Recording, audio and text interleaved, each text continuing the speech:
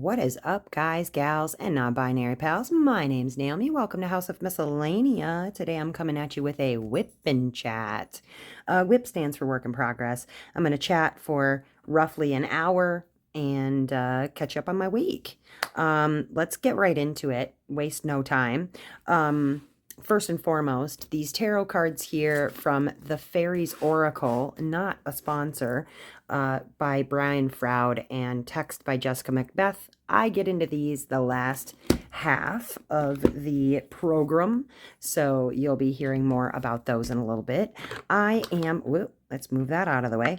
I am using a pen, a couple pens actually, but this one in particular is from Diamond Pen Pal. This is Satura. It is based on the Satura painting by Margaret Morales. And if you are not aware, Mary Morales is going on right now as we speak. Details will be down in the description if you want to know more. But this is my beautiful Satura pen from Diamond Pen Pal. I am also using a couple of other pens in my beautiful pen holder here from Zodiac Shadows, also a sponsor for Mary Morales for 2024-25. But I've got my pen from Flowa Designs. It's just a plastic pen that I keep loaded with Ghost on both sides so that I can use it for my special drills. And I've got this beautiful, beautiful lava pen from Bistro Exclusives, Bistro Blanks LLC.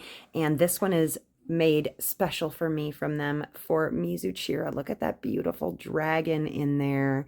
And there's some flowers. There's a feather just sort of floating in the resin. And then this beautiful, almost looking like granite resin up here on top.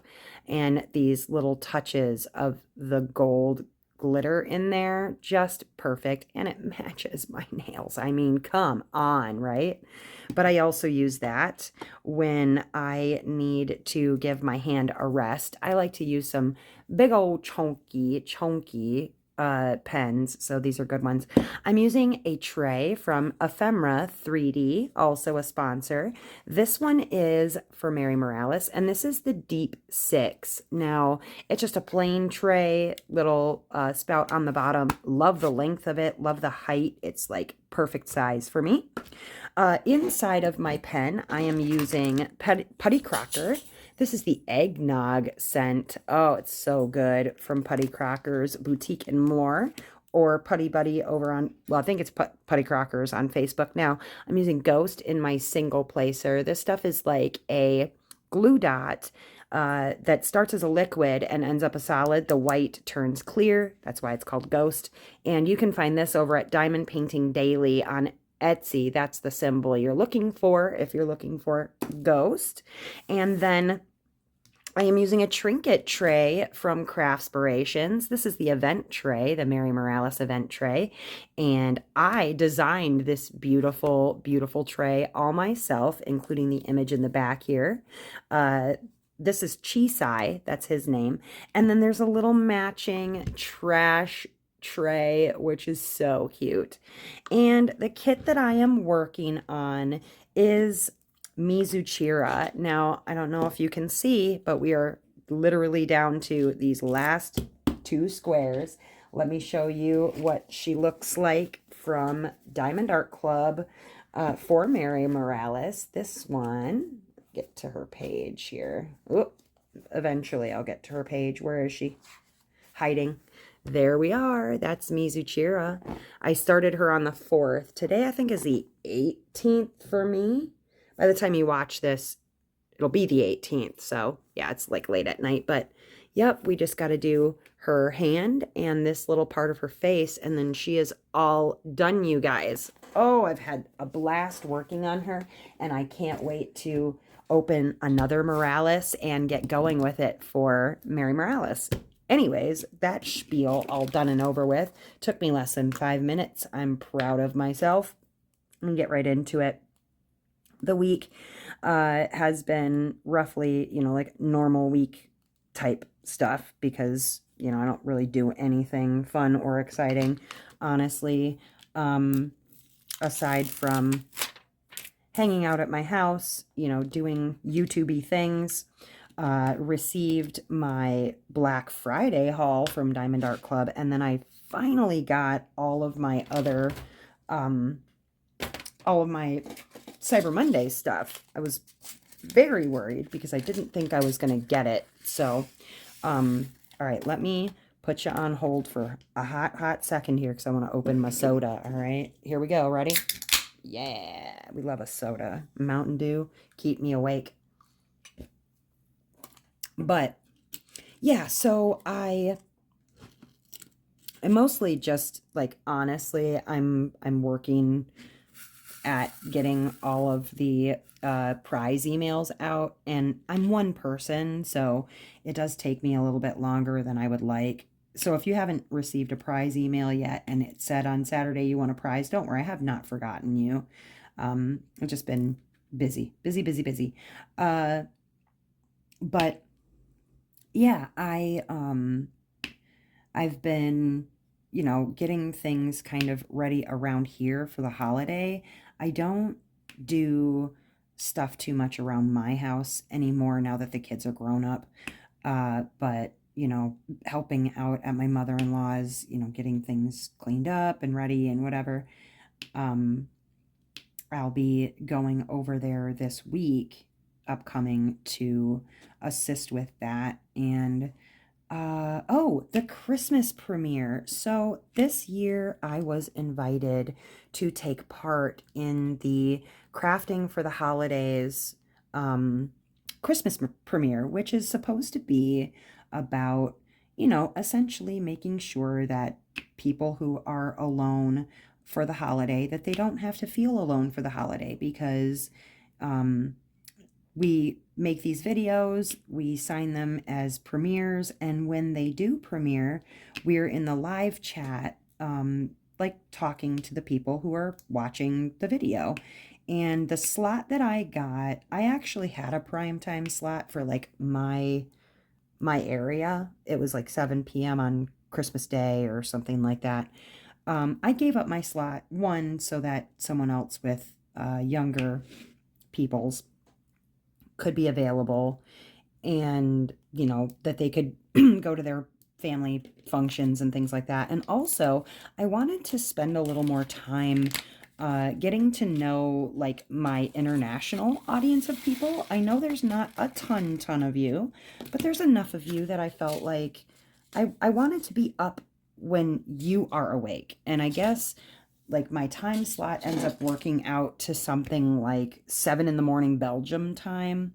And so I thought, that's a really good opportunity for me to get to know people and talk to people and things like that. So that's why I decided to go with the slot that I did. I could have stuck with my slot and said, I'm not interested in trading. No thanks. But just didn't seem right also, because my kids are grown up. You know what I mean? Like my oldest is going to be, goodness, what year are we in? Just turned 23, right? And so like I didn't really need a time slot that was like specific around family. So mine is technically the 26th at 12 a.m. Central Time, which is Boxing Day. We do not celebrate Boxing Day. At least I don't celebrate Boxing Day. And the video, I think, should be a lot of fun. I talked Dustin into helping me out with the Christmas premiere. And so I think it'll be at least entertaining. At least I think so. So this last weekend, Aurora moved home. And now where we had 4 adults in the home, we have sometimes 6, which is a lot. But it's one of those like adjustment periods, and I love that the kids are here. It can be challenging because we're all just kind of trying to get used to each other's schedules. We're trying to get used to just all being in the same places at the same time all the time, because I'm like, YouTube is my work right now. So it can be challenging but we're getting through it. I mentioned last week that I'm not currently going to therapy because I'm, focusing on using my coping mechanisms and things like that to really like practice those things in a practical way. And if I need to, I can go back to therapy. And as a check-in, I feel like I'm doing very well. I had an instance come up recently wherein I was asked to, invited to join a thing, and I didn't. And like more or less, the reason had nothing to do with like, you know, being upset about the thing that I was being asked to join or whatever, and more to do with the fact that like I worried about how like organized it was going to be. And I have a tendency to, like, when I see that things are not going well or they're not right or, something could be improved, I have a very nasty habit of like this sort of save me, save me, save me kind of mentality. And I needed to not do that because I do that in life. I do that with my kids. I do that with my kids' friends. I do that with my friends. And I can't be a cape wearer all the time. And so, as much as, well, one, I am also very, very busy. And I know if I were to have like joined with this thing that I was invited to, one, I don't have time. I really do not have time to stack another thing onto my plate to do because I have plans. I have things like set up and planned. And two, as I said, I would end up stepping all over toes, or even if they didn't feel like their toes were stepped on, I would try to make the thing better. And it's not my thing, it's not my thing to do that.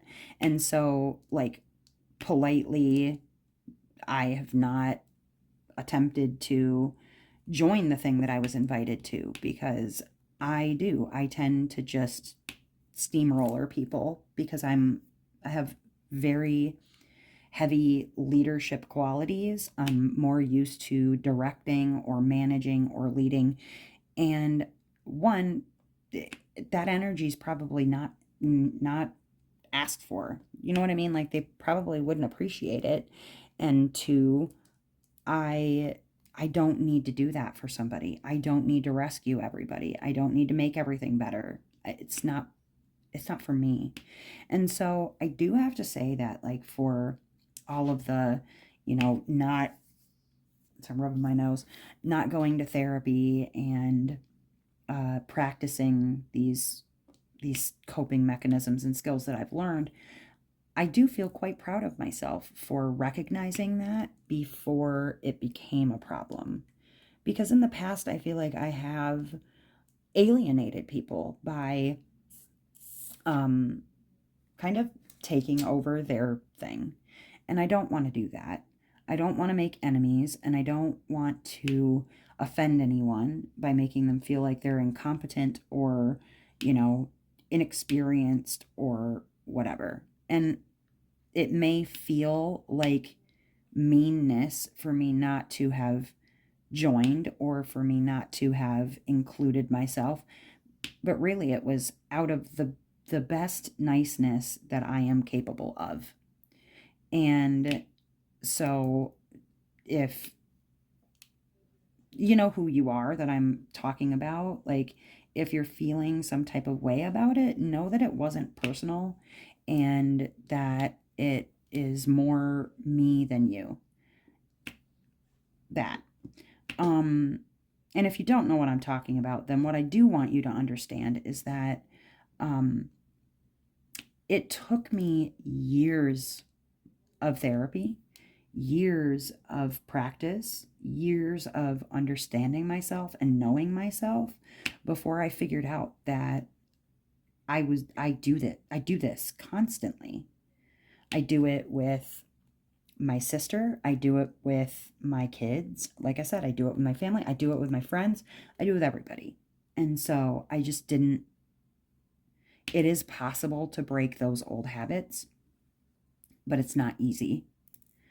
One thing that I am concerned about, though, and speaking on my sister, for those of you who have been watching for a while, I've spoken on my sister, or if you're in like the chats or things like that, like I've spoken on my sister a few times, and like that dynamic, that relationship, and I've kind of explained like why my sister and I are different, and what sorts of like stuff that I deal with that. Taking a drink, 1 second.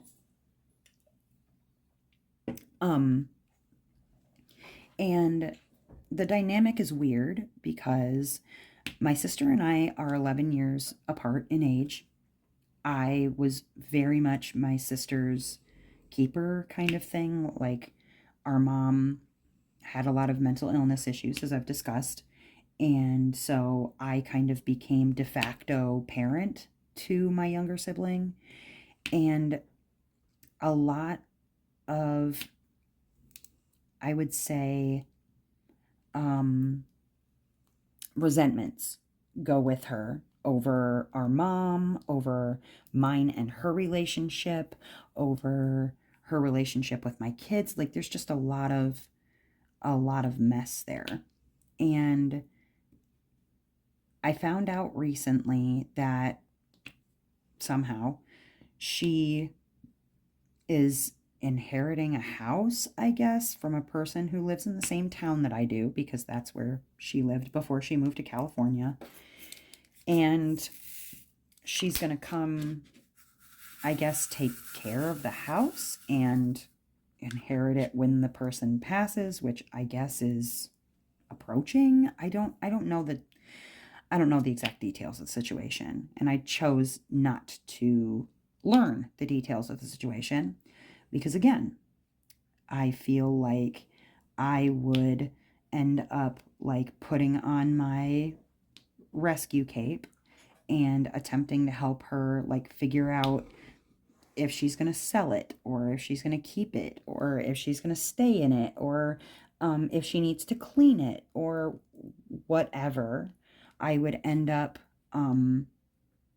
putting myself in her storm cloud, and it's not a place that is healthy for me to exist, not for myself and not for my relationship with Dustin. And I'm worried.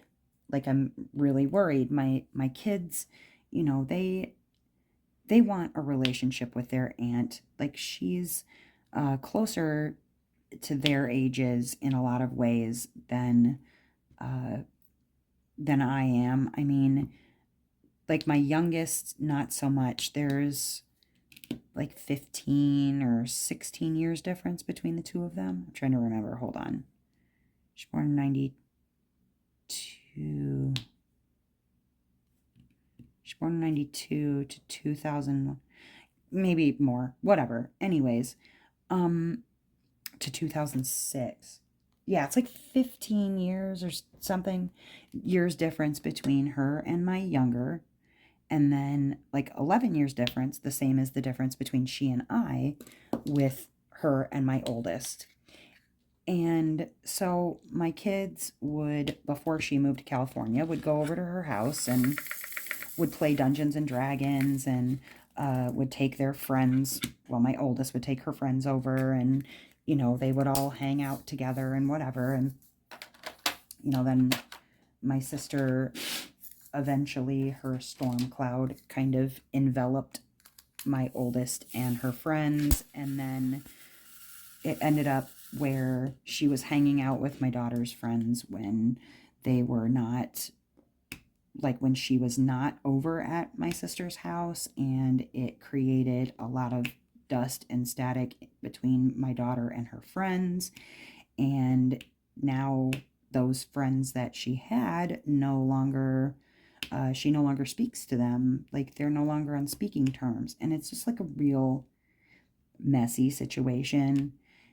And I did end up like kind of sitting down with my kids and saying, like, listen, I love my sister. I love my sister very much, but I don't, not I love her, but I love my sister. I do not want to be involved in her storm cloud. Like, if you're going to go over there and you're going to go hang out with her at this place that she may be inheriting or whatever, if she needs you to help clean or she wants you to do this, that, or the next for money and you want to do that, cool. Don't involve me. If you want to go and hang out with her and you want to role play and you want to hang out and you want to be friendly and have fun and whatever, fine. Please don't bring up my name. Because my sister also has a tendency to kind of echo chamber my kids when they're upset with me or angry with me, and then will, parrot these stories from when she was younger and fit it to whatever situation to make me look like an awful human being. And it's not a nice or a fair thing for her to do. And so it's like, just leave me out of conversation, whatever. Well, my daughter, when I was talking to my kids about it, looks to my son and says, don't take your friends over there, kind of warning him. And I echoed the same. It was like, please don't take your friends over there because she's going to want to hang out with your friends, even though she is in her 30s and you and your friends are in your late teens. Like, you're young adults, very young adults. But she likes drama and she likes bull crap. And so she would put herself in a situation where she would be in her 30s hanging out with a bunch of teenage adults. I'm nervous about it. I'm not going to lie. For a lot of different reasons, mostly for my kids, because I know I've learned coping mechanisms where I can stay out of her storm cloud. I can keep myself out of her bull crap. I just hope that they can, that they're able to resist getting caught up in the drama and getting caught up in the bull crap. I really, really hope so, because the relationship that I have sometimes with my son can be tenuous at best, depending on the situation, because, he's just kind of accepting and moving into adulthood. And so, like, the relationship can be weird because I'm still mom, but I'm also like supposed to be respecting him as an adult, and I'm still mom, but I still have expectations about certain things. And so, like, I just don't want them to go over to my sister's house and then it's just constant trouble in the house. Like, that's the last thing that I want or need. And so I am nervous about it. I'm not going to lie, but I'm trying to think positively on it and trying to remember that, she's been away for a long time living in California, and perhaps like some growth has been made, some changes, etc. Like, I'm trying to remain positive about it. I'm not very good at that because I'm the kind of person who would rather expect the worst and then when the best happens, being pleasantly surprised. But I'm trying really, really hard not to just expect the worst and think of her as maybe she's changed and maybe she's grown and, maybe she's put in the work. But like, when we talk on the phone, it's not like that at all. And it's hard because, like I said, I love my sister. I love my sister. Our relationship is very tense and unique, and it's fraught with a lot of resentments that she still has for me, that I still have for her, that she still has for our mother, that I still have for our mother. And when I talk to her on the phone, you know, when we speak on the phone, it's almost always about her. Like, I don't get asked, how are you doing? How's your event going? What's new on YouTube? Like, nothing. But I'm supposed to sit and listen to 4 hours worth of her telling me how wonderful or how crappy her life is at any given moment. And that's really hard, because I'm trying to build a thing and not put all of this negative in it or on it. And then, you know, she comes along with a storm cloud, and it's like, it's hard. So just know that if you're dealing with a similar situation with a family member, that it's not impossible to say no, and to find a way to make it work with a person without caving or without giving 100% of yourself over to this person, for like them to walk all over your feelings or walk all over your expectations, or to stomp all over your sense of self-worth or being. It's not impossible. It is hard. I know it's hard, but it can be done, and I'm proof of it. Okay. And it's not my favorite person to be. It really isn't. But this time I'm going to be a little bit better with my boundaries, because boundaries are always a good thing to set, especially because I know what boundaries I need to set and how I need to possibly not spend as much time around her or whatever, but I don't have any control over what my kids decide to do. So I've got to do what's best for me in protecting myself without, one, being a complete twat about, you know, them seeing her and having a relationship with her, but at the same time, like, keeping my sanity as the number one goal.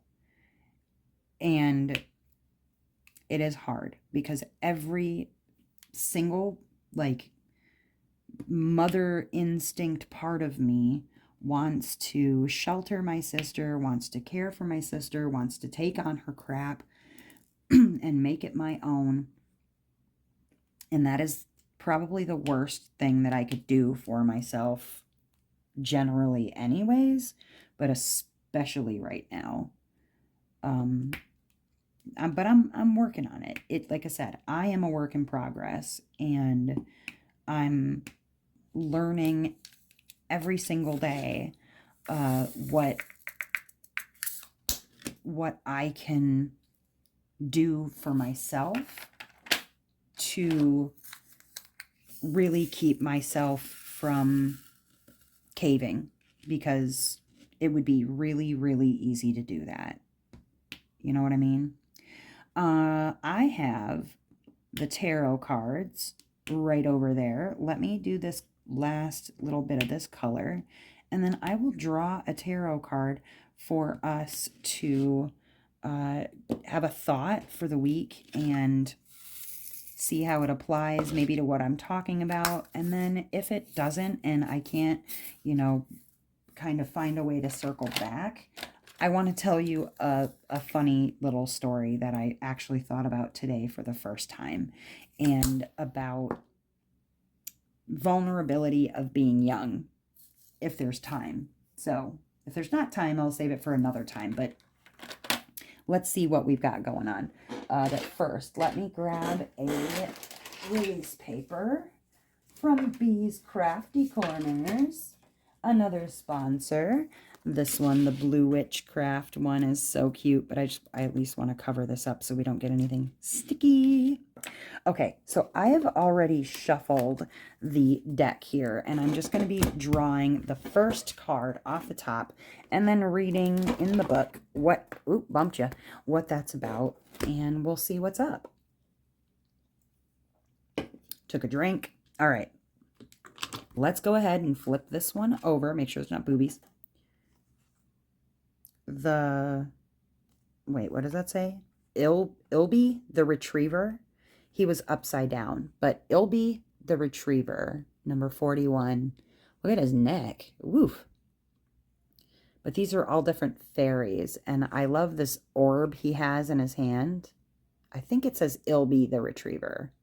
But again, that text is really hard to read until you get like the book open and you're like, oh wait, never mind, it wasn't even close. So let's find out what we got there. Ilby, the retriever, number 41. It is, yes, Ilby, the retriever.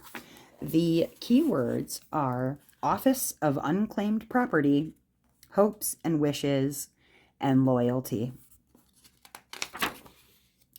Ilby is trying to remind you of something you've lost. A hope, perhaps, or a dream. You may have thought it gone forever, but he is holding it out to you for reconsideration. He thinks you can do something with it now. The way may not be obvious, but his clever nose has scented a path, a potential opening for bringing this into your life. Sometimes Ilby may be saying that a long-awaited dream is at last arriving on the scene, and there is nothing we need to do but open our hearts and minds to it. However, we usually have to work for it. Another attribute of Ilby is loyalty. See, that's hard. That's really hard, right? You know, I've had this hope and this sort of lost dream of having this beautiful, like, idyllic relationship with my sister, with my kids, you know, like having this family thing, this family element, this family, like, thing, right? And I don't know if it's necessarily talking about that as like this long lost dream, but in reference to talking about my sister, like, I've always wanted that idyllic sort of like being able to have a sisterly relationship. Now, do I think it's referring to that? Probably not.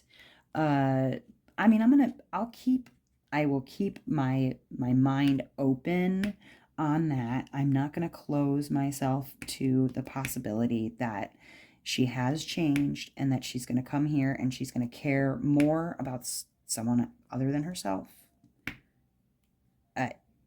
I'm not saying that she's, you know, a horrible person or whatever, but she can forget sometimes that like other people exist in the world and that her problems are not everyone else's problems to care about or deal with, right?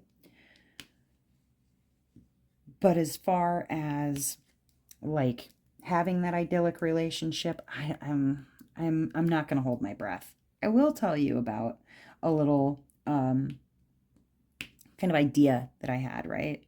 Because as weird as it sounds, it was kind of like a dream of mine, and I don't know that it'll ever happen, but I know that eventually the new Animal Crossing game is going to release, right?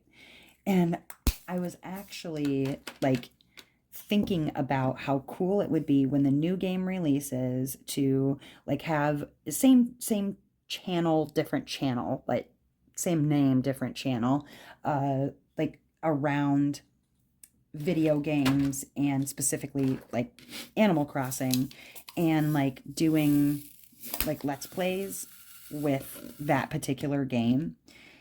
And so wouldn't it be funny, because I've like literally been kind of thinking about this all day today, actually, that if it was something like that where, you know, this long awaited wanting to be a like a gaming YouTuber or just a YouTuber in general and being really successful with that, like how cool that would be to make that reality make that a reality, because it would be really cool.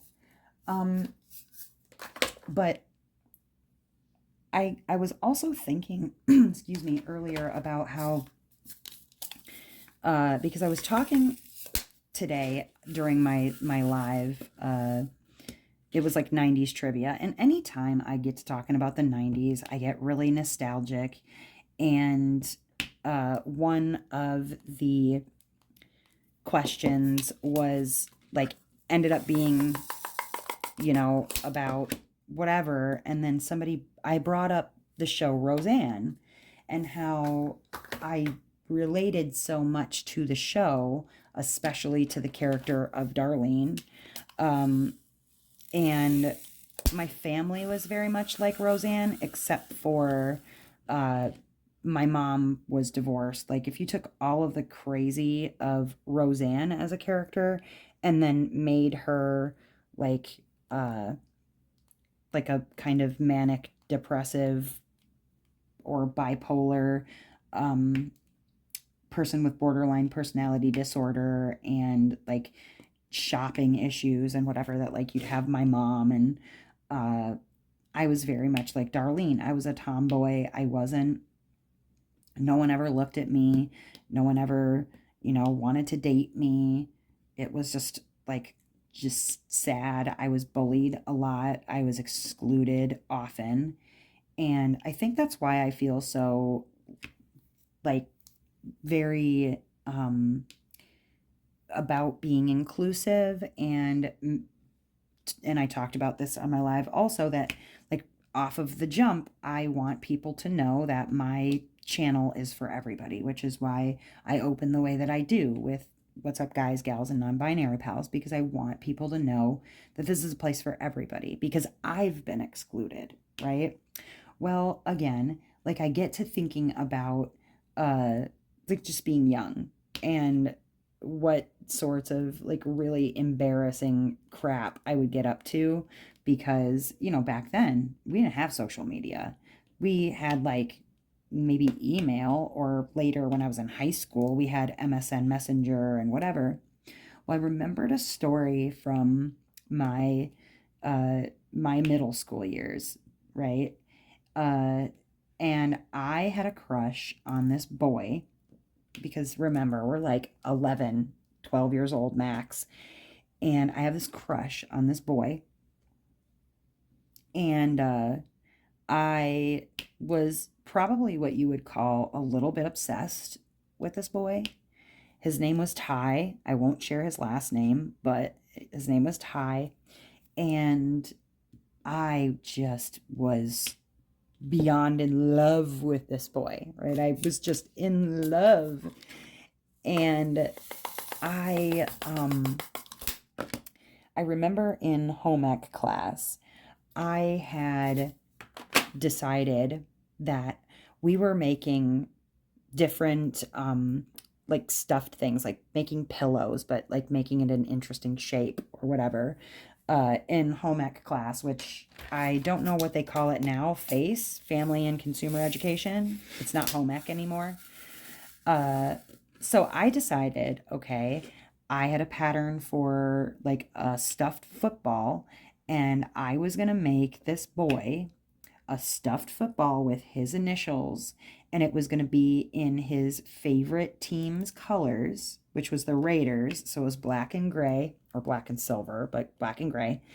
And I was going to give it to him for like Christmas or his birthday. I don't remember which. Not important as far as what holiday necessarily, but I was going to give it to him. So you have to remember, I am painfully just awkward. I am really, really short. I think I was all of maybe 4'6" at this point, 4.5 feet tall, could be, maybe not even that. Probably closer to 4 feet tall. No boobies, because those didn't develop until I was closer to 17, 18 years old. No game whatsoever. Like, I was not popular. I was not, I was known. I was known, but I was not popular. And I make this football, this stuffed football, and I work on it for, I don't know, in home ec, because you're only there like 2 days a week. I worked so hard on this football, and it was just like, I was so excited to be able to finally give it to him and to profess my love for him and whatever. Okay, so there was something I didn't know about Ty, okay, that I found out later. And that was that Ty was a Jehovah's Witness. Now, I still to this day couldn't tell you the difference between a Jehovah's Witness and like a Mormon or a regular Christian. Couldn't tell you, because I don't really know. Like, I didn't follow Christian religion, so I don't know a lot about it. I know it's a sect of Christianity, right? But I don't know much more about it than that, okay? And I didn't know anything about it then. Had no idea that he was Jehovah's Witness. Okay, so did not know that they can't accept gifts. They cannot accept gifts. Like, it's against tenet or whatever. They don't celebrate their birthday. They don't celebrate Christmas. They don't have girlfriends. They don't have, well, they certainly don't have boyfriends, or girlfriends or boyfriends, depending on your gender. And so had no idea about any of these things, okay? Because it's not my religion. I did not grow up that way. Well, I worked tirelessly on this pillow. I give him this pillow, and like I wrapped it. I mean, I went the whole freaking 9 with this pillow. Was so excited about it. Oh my God. I was just like, oh, it looks perfect. It's the right colors. It has his initials stitched into it. Did I put my initials in it? Oh my God, I hope I didn't. I don't remember now. I carried it around forever, but beside the point, right? I go to give him this pillow. I'm like, I'm going to give him this pillow. He's going to love it. We're going to fall in love, and we're going to date forever. Yeah, so I go to give him this pillow, and he, like, I'm like, wrapped it. I give it to him, and I go to hand it to him, and he's like, what is this? I said, it's a present. It was, like I said, I don't remember if it was Christmas's birthday, whatever. I knew his birthday because I was weird like that, because I was obsessed with this boy. And I go to hand it to him like, it's a present, it's for you. And he hands it directly back to me like it was on fire, okay? Like it was a box on fire. He gives it back to me, and he's like, I can't take this. And he just walks away from me. And I was devastated, okay? I was heartbroken. Literally went home, cried myself sick, okay? Like literally pukey sick. Cried myself sick.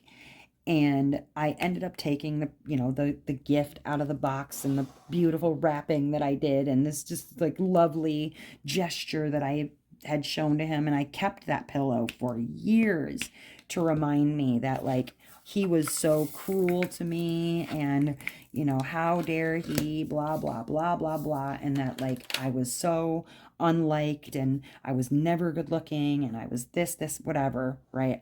I beat myself up for years about, oh, I managed to mix drills at some point, apparently. At least I know what the other drills are, and they're a bright enough color that I can see them.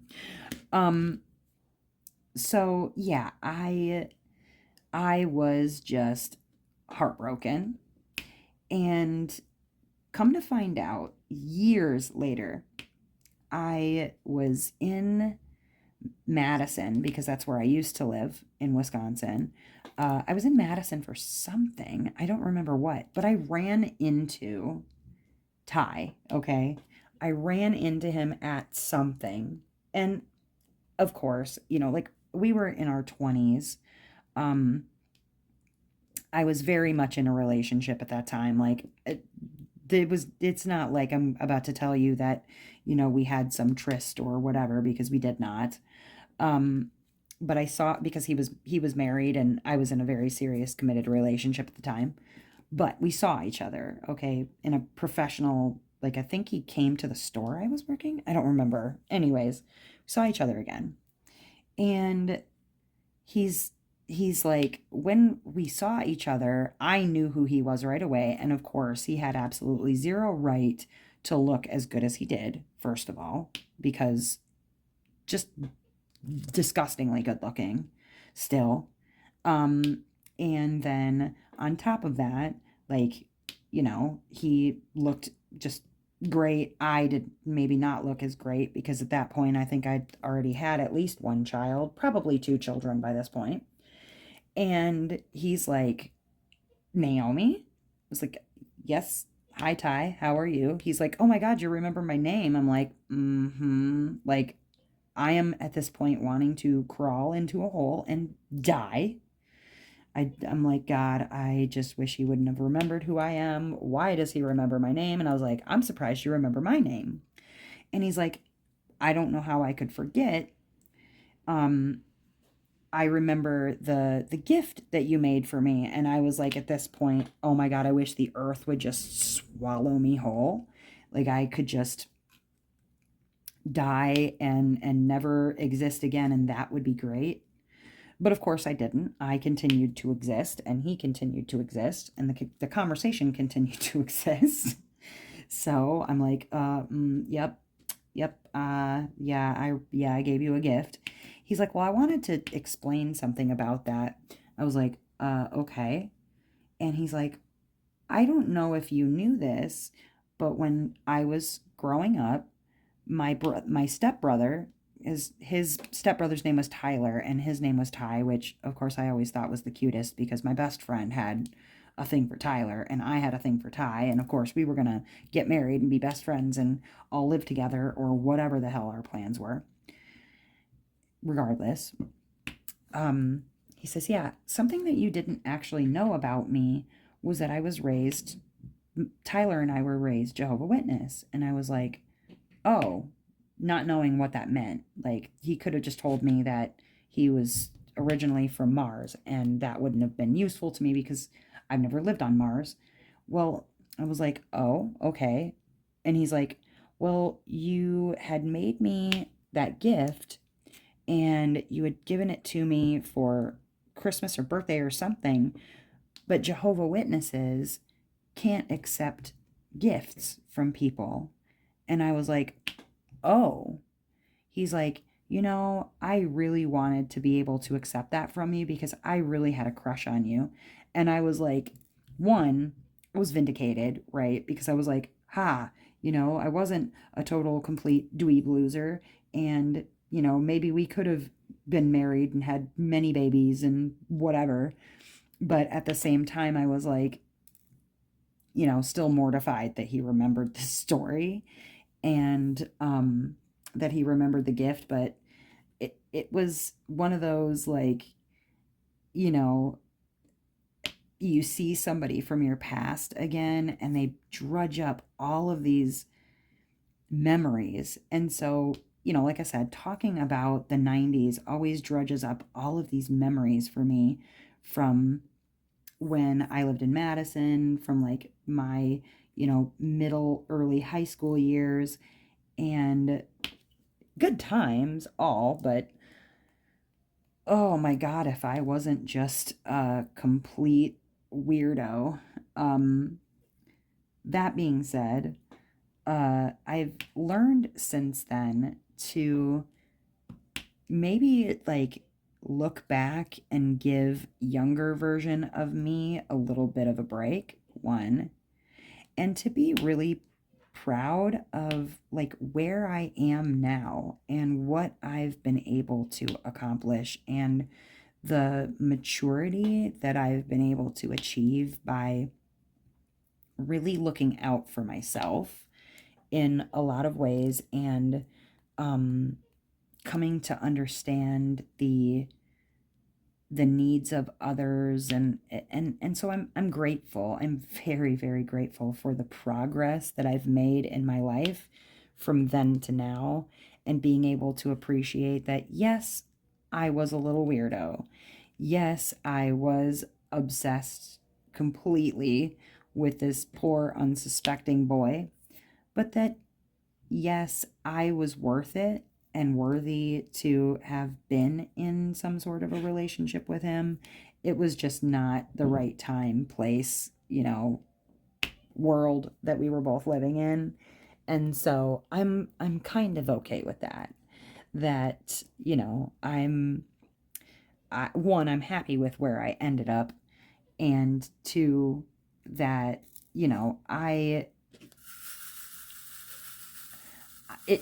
my life could have been different, but I'm really glad it's not. And it's that kind of gratitude that just reminds me to try to give grace to others when I can, when it comes to, their awkward ass mistakes or whatever. Wow, okay, thank you, bacon. Just shake the whole world. But, to remember to give myself at least a little bit of room to have been a weirdo, and for that to be okay, because you're a weirdo and it's okay too. All of that said, I want you to remember that there's a way, right? You can do something now. The way may not be obvious, but Ilby the Retriever's nose has scented a path for opening and bringing this into your life. Sometimes he says a long-awaited dream is at last arriving on the scene, and there's nothing we need to do but open our hearts and minds to it. However, we usually have to work for it. And as hard as it can be to work for it, I feel like I work for it, and I will keep working for it every day. And you should too. Because working for it, it ends up giving you the time and the patience for yourself that you need to see it through all the way to the end. So something great is on the horizon for us people. Something great. And whatever your something great is, I hope that it brings you the same kind of clarity that the world has brought to me over time. You know what I mean? But with that said, you guys, I hope that was helpful for you. It was definitely helpful for me, and at least a little bit amusing. But I'm going to let you wander off into the world now. But as ever, you guys, I hope that wherever you are in this great, big, beautiful world, that you are having a glorious morning, evening, or afternoon, whatever time it is, wherever you are. All right, I'll see you again soon, okay? Bye-bye. Ooh. That was almost horrible. Bye.